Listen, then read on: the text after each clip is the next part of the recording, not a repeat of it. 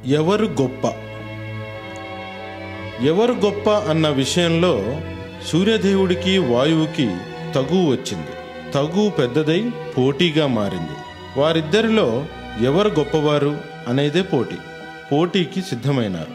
కోటును ధరించిన ఒక వ్యక్తి రహదారి వెంబడి వెళ్తూ ఉండడాన్ని గమనించారు. సూర్యుడు వాయువుతో ఈ విధంగా అన్నాడు: ఆ వ్యక్తి శరీరం నుండి వేసుకున్న కోటును వేరు చేయగలిగిన వారే గొప్పవారుగా నిర్ణయింపబడతారు. అనగానే వాయువు గాలి బలంగా వీచడం ప్రారంభించాడు. బాటసారికి చలిగా అనిపించి కోటును శరీరానికి దగ్గరగా అదుముకున్నాడు. ఈసారి వాయువు మరింత వేగంగా గాలిని ప్రయోగించాడు. కోటును ఇంకా గట్టిగా హత్తుకొని నడక సాగించాడు.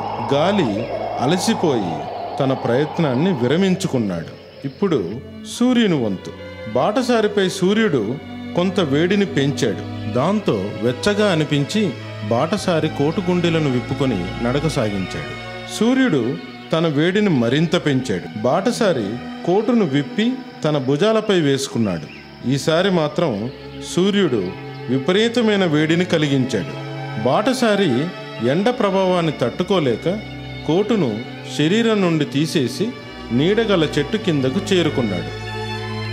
బాటసారి వేసుకున్న కోటును శరీరంపై నుండి వేరు చేయించిన ఘనత సూర్యుడిదే కనుక పోటీలో సూర్యుడే విజయుడు.